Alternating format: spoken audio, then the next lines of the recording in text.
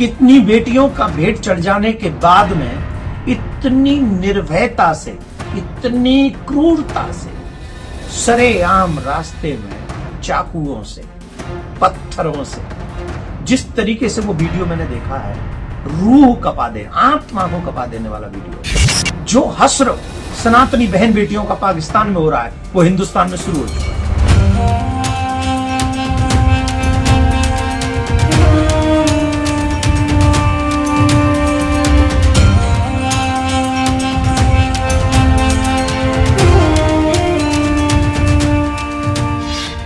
नमस्कार, मैं हूं आपके साथ कविता राणा।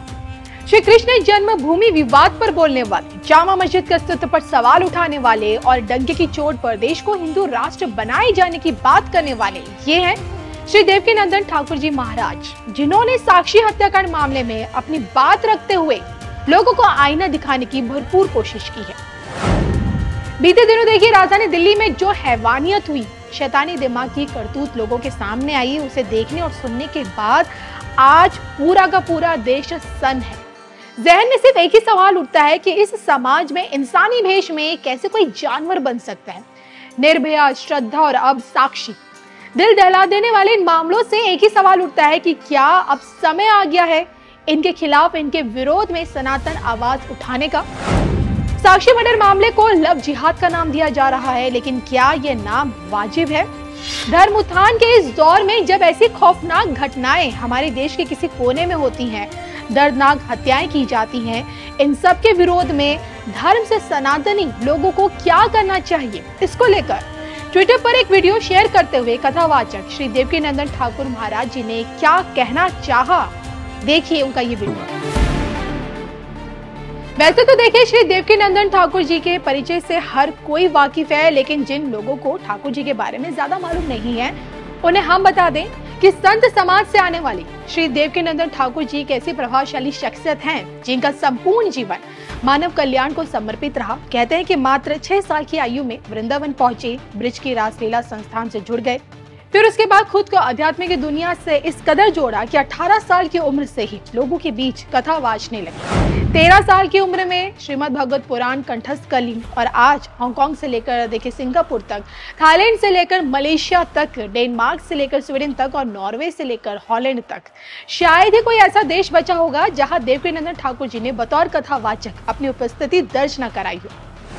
और इतना नहीं, विश्व शांति के लिए इन्होंने सेवा चैरिटेबल ट्रस्ट की नींव भी रखी है, जिसके जरिए ये सनातन संस्कृति के अनुरूप मानव सेवा भी कर रहे हैं।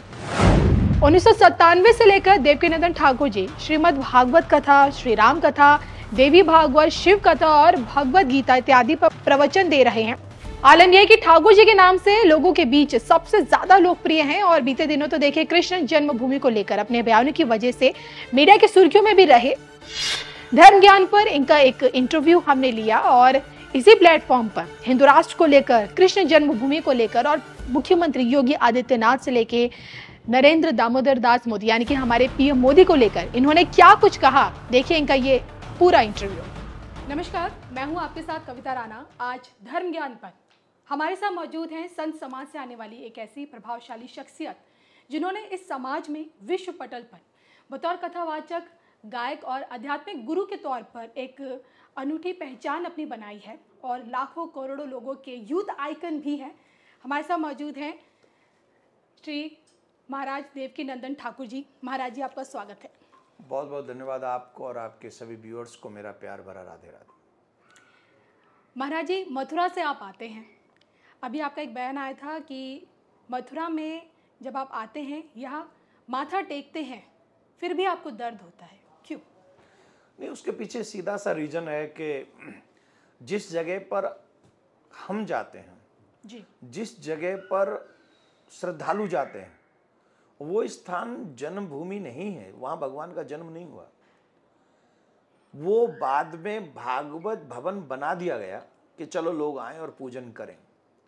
वो जो स्थान है वो अंदर कहीं और है, जिसको हमसे अलग रखा गया है। और हमको ये लगता है कि जब हम प्रणाम करते हैं तो उस स्थान को, हमारे यहाँ कहते हैं जन्नी जन्मभूमस्य स्वर्गादपि गरीयसी, जन्मभूमि जो साधारण मानव की भी है वो स्वर्ग से भी लाख गुना ज़्यादा होती है। और वही जन्मभूमि जो अजन्मा है फिर भी वो जन्म लेकर आता है। किसके लिए? हम सब ब्रजवासियों के लिए, हम सब भक्तों के लिए, साधु संतों के लिए, सनातनियों के लिए वो जन्म लेकर आता है। और उसी की जन्मभूमि पर आक्रमण करता है औरंगजेब।